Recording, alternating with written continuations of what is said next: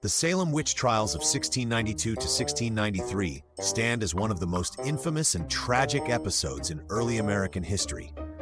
In a small Puritan settlement in Massachusetts, fear and superstition escalated into a full-blown moral panic.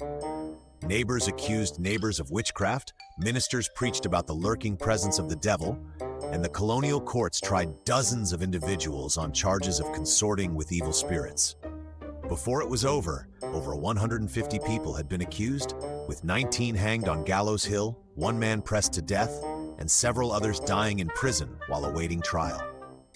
The Salem witch trials captured the dark side of religious zeal and legal failings in a community grappling with economic stress, family rivalries, and deep-seated fears of the unknown.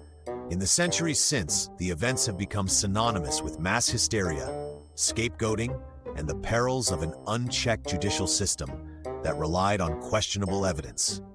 This article delves deeply into the world of Salem and its people, exploring the socio-political and religious contexts, the leading figures behind the accusations, the intricacies of spectral evidence, and the trial's lasting impact on American legal and cultural history.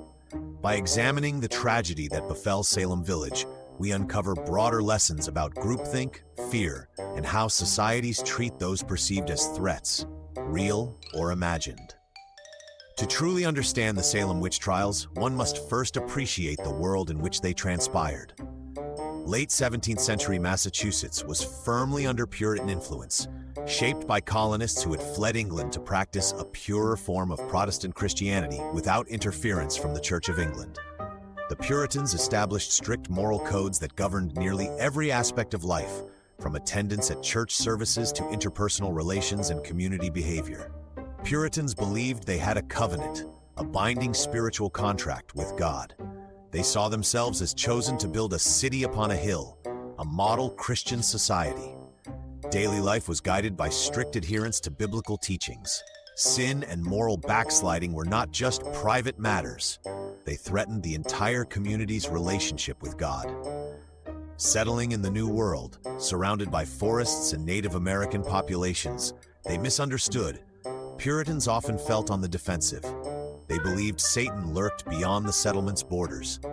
Though it had a royal charter, local governance in many villages revolved around town meetings and church membership. Elders and ministers held disproportionate influence on civic life, reflecting a theocratic tilt in governance. Religious dissenters were not well received. Communities could expel individuals considered threatening to spiritual or social norms. Conflicts with French colonies to the north and allied Native American tribes added strain. Refugees from these frontier wars sometimes arrived in Salem and other towns, stoking fears of invasion and infiltration. The economy relied largely on agriculture and small trade. Poor harvests or harsh winters magnified local anxieties, as any sign of misfortune could be seen as divine punishment or witchcraft. Understanding this Puritan mindset is crucial to grasping why allegations of witchcraft exploded so dramatically in 1692. A community under pressure, facing external threats, religious fervor, and internal disputes, proved fertile ground for collective panic. Salem Village versus Salem Town, social and economic tensions. Another crucial element in the Salem witch hysteria was the division between Salem Village, present-day Danvers, and Salem Town, the more prosperous coastal settlement. These tensions were not merely geographical, but also deeply entangled with personal rivalries, property disputes, and community identity. The split, urban versus rural. Salem Town was a bustling port with commercial interests, while Salem Village was an agrarian community of scattered farms. Villagers often resented the wealth and influence of the town's merchants. Local autonomy. Salem Village eventually sought more independence, including appointing its own minister. Disagreements over how to support the local church financially and how to manage communal resources fueled long-standing feuds. Family feuds and factions. The Putnams versus the Porters. Two powerful families dominated Salem Village politics. The Putnams generally represented the interests of agrarian, more conservative church members, whereas the Porters often sided with more progressive, commercially minded interests allied with Salem Town. This rivalry bled into church appointments, land transactions, and daily life.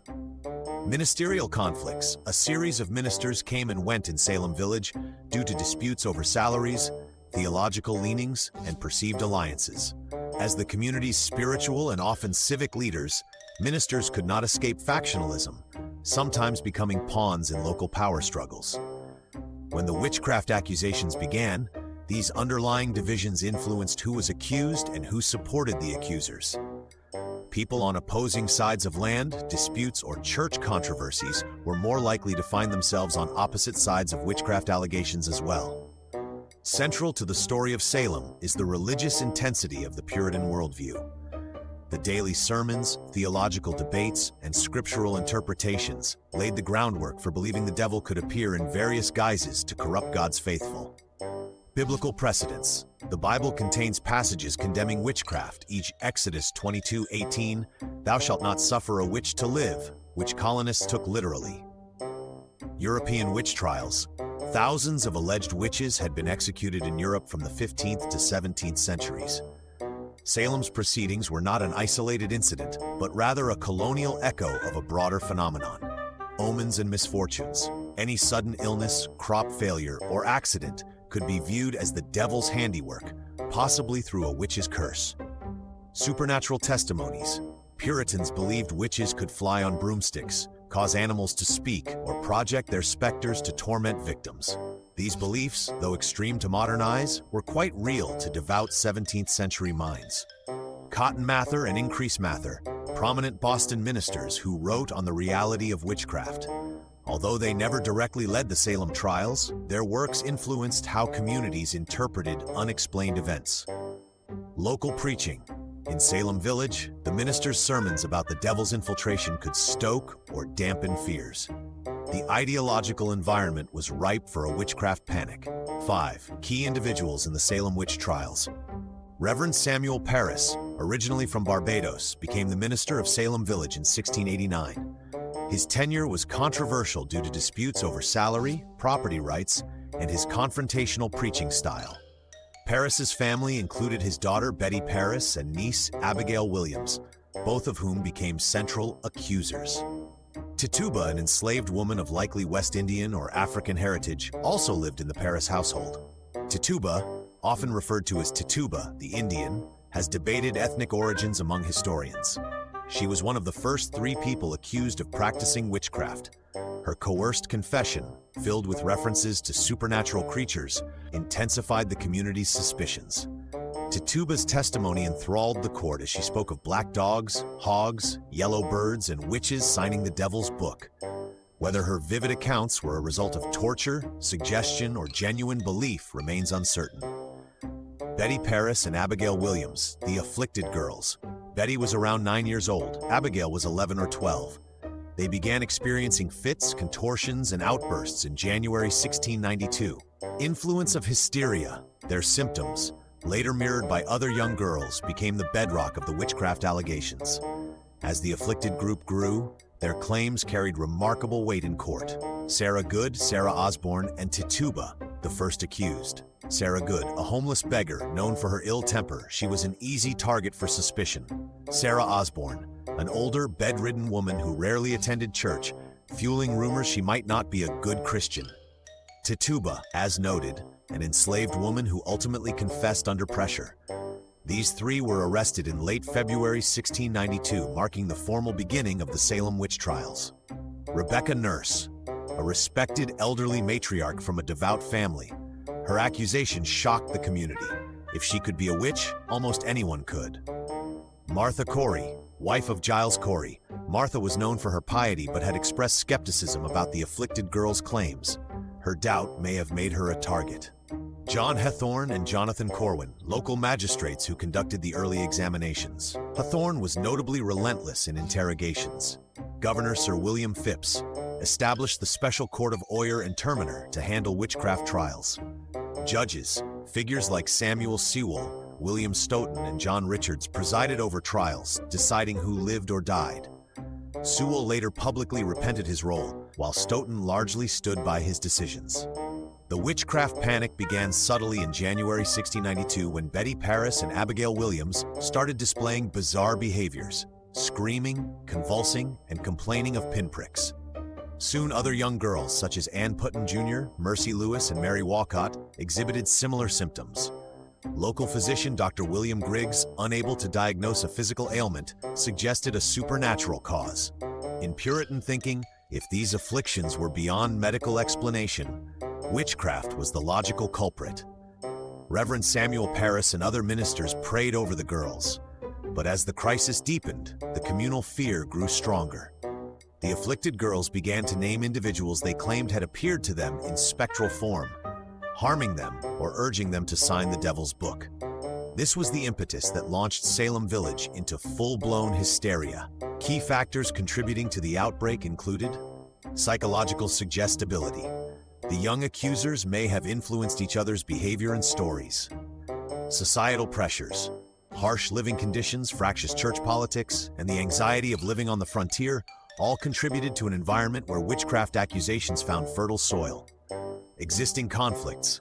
Old feuds and social grudges found a potent outlet in the form of witchcraft allegations. Within weeks, the jails began filling with suspected witches. Panic rippled through surrounding communities, extending beyond Salem Village into towns such as Andover and Ipswich. One of the most controversial elements of the Salem witch trials was the reliance on spectral evidence. This type of testimony claimed that the accused's specter or spirit could torment victims, even when the physical body was elsewhere. The court accepted these claims if they believed the afflicted were telling the truth. Definition. Spectral evidence was the notion that a witch could project an invisible, supernatural form of themselves to harm victims. The afflicted would describe visions of the accused specter pinching, biting, or otherwise tormenting them. Theological justification. Puritans believed Satan could use a person's shape if that individual had, in some manner, given the devil permission by signing a demonic pact. However, some ministers, like Increase Mather, argued that the devil could assume an innocent person's shape. This nuance would later cast doubt on the reliability of spectral evidence. Aside from spectral testimony, the courts also considered confessions. Some accused individuals, e.g. Tituba, confessed, likely under duress, expanding upon tales of flying cats, black dogs, and witch gatherings. Witness accounts. Neighbors recounted stories of suspicious behavior, arguments, or prior feuds. Witches' marks. Examiners checked the accused for unusual blemishes or birthmarks believed to be the devil's mark. Some judges and ministers expressed reservations about the heavy reliance on spectral evidence. Increase Mather famously wrote that it was better that 10 suspected witches should escape than one innocent person be condemned. But for much of 1692, fear and the dramatic performances of the afflicted overshadowed these doubts, culminating in numerous convictions and executions. As the months passed, the witchcraft panic took on a momentum of its own. Accusations spread beyond the lower rungs of society, like beggars or enslaved women, to upstanding church members and even prominent citizens. Social strife. Once the hysteria began, old disputes, boundary disagreements, and personal enmities played a role in who was accused. Higher status targets. Rebecca Nurse's accusation exemplified how even the righteous and well-respected were not immune. Her eventual conviction sent waves of shock through the community. Fear and distrust. Neighbors feared aligning themselves with the accused lest they invite suspicion. This climate of paranoia frayed social bonds, dividing families and congregations. Economic strain. Farms were left unattended if the head of a household was imprisoned. Community resources were diverted to guard, feed, or transport the accused. Children involved. The afflicted girls wielded enormous influence, their dramatic fits guiding judicial decisions. This reversal of power, where young people held sway over adult reputations, was extraordinary for a patriarchal society. Though printing was limited, news of the Salem crisis spread throughout the colony. Ministers from Boston and other towns weighed in, sometimes publishing sermons and pamphlets. Notably, Cotton Mather documented witchcraft cases, though he was not directly presiding over trials in Salem. These writings shaped contemporary and later interpretations of the events. The trials begin. By spring and summer 1692, the colonial government moved to handle the surging number of accused witches. Governor Sir William Phips established a special court to expedite proceedings. The Court of Oyer and Terminer, formation. Oyer and terminer means to hear and determine. This ad hoc tribunal comprised prominent figures like Chief Justice William Stoughton, John Hathorne, and others. Swift justice, the court's mission was clear: quickly prosecute those suspected of witchcraft. Due to the perceived emergency, standard legal caution gave way to the acceptance of spectral evidence and other questionable proofs. Early convictions and executions. Bridget Bishop, the first to be tried and executed, hanged on June 10, 1692. Accusations that she wore flashy clothing and ran a tavern contributed to her negative reputation in a conservative Puritan community. Rebecca Nurse, executed on July 19, 1692, despite multiple petitions attesting to her saintly character. Her condemnation signaled that no social standing could protect someone from suspicion. Sarah Good, also hanged on July 19th, famously uttering a curse on Reverend Nicholas Noyes before her execution. Pressing of Giles Corey, unique punishment. Giles Corey, an 81-year-old farmer, refused to enter a plea. Under English law, a defendant who refused to plead could be subjected to peine forte et dure, a form of torture by pressing. Final words. Corey is reputed to have responded to each demand to plead with more weight, ultimately dying without a trial. His refusal prevented the court from seizing his estate, protecting it for his heirs. By the late summer of 1692, 19 people had been executed by hanging on what is now known as Gallows Hill. The sense of panic had reached a crescendo, but seeds of doubt were also being sown among the clergy and local elites, who questioned the legitimacy of the trials. Growing doubts and the end of the trials. Even amid the height of the frenzy, some voices called for caution. As more respected community members were accused, skepticism spread. Several factors contributed to the decline of the witch hunts. Increased criticism of spectral evidence. Prominent ministers, including Increase Mather, argued that relying solely on the testimony of the afflicted was dangerous. Questionable confessions. Some confessed witches recanted, claiming they had been coerced or terrified into false admissions. Greater Boston influence. Leaders in Boston, less directly embroiled in the local disputes of Salem Village, viewed the trials with growing alarm. Governor Phipps intervenes. New court established by October 1692, Governor Phipps halted the court of Oyer and Terminer and formed a superior court of judicature. This new court disallowed spectral evidence. Acquittals and dismissals. Without spectral evidence, many cases collapsed. Numerous prisoners were released and the tide turned strongly against further prosecutions. Decline and closure. Last executions. The final executions took place in September 1692, but by early 1693, the remaining accused were released or had charges dropped. Official dissolution. Salem's witch-hunting crisis effectively ended by May 1693. Most of the community's energy turned toward dealing with the aftermath. Financial ruin, reputational damage, and lingering bitterness. Once the panic subsided, Salem and the broader colony faced the difficult work of reckoning with what had happened. The trials left a deep scar, and attempts at making amends were made over the following decades. Samuel Sewall, a judge during the trials, Sewall publicly confessed guilt in 1697, standing before his Boston congregation to beg forgiveness. Ann Putnam Jr., one of the most vocal accusers, she offered a public apology in 1706, expressing sorrow for her part in condemning innocent lives. Ministerial acknowledgments. Some ministers who initially supported the trials later voiced remorse, while others, like William Stoughton, never wavered. Reversal of attainder. In the years after 1692, the colony's lawmakers took steps to reverse many of the convictions. Eventually, Massachusetts passed legislation to clear the names of the accused. Compensation. Families of some executed or imprisoned individuals received financial compensation, though often too little, too late. Despite official gestures, families of the accused bore social stigmas for years. The memory of Salem's witch hysteria persisted in local lore, shaping generational attitudes toward the dangers of fanaticism and unjust prosecution. Broader context. Witch hunting in Europe and colonial America. While the Salem witch trials remain the most famous American example, witch hunts had a long and brutal history in Europe. Between the 15th and 17th centuries, tens of thousands of people, mostly women, were executed for alleged witchcraft. These hunts were often spurred by religious upheaval, local feuds, and social stressors. European influences. Malleus Maleficarum, a 15th century treatise that instructed inquisitors on identifying and prosecuting witches. Its popularity fed into a pan-European fear of demonic conspiracies. Regional variations. Scotland, Germany, and various other regions experienced intense witch panics, though the legal frameworks and the fervor varied widely. Colonial adaptation. New England. Witchcraft statutes were present in the legal codes of various colonies, modeled on English laws. Isolated communities, religious zeal, and cultural fears, transplanted from Europe, made the phenomenon possible in the New World. Prior cases. Salem was not the first instance of witchcraft accusations in New England. There were earlier cases, such as in Connecticut, though on a smaller scale. Salem's trials are unique primarily due to their scale and the confluence of social factors: frontier wars, religious factionalism, economic disputes, and personal vendettas.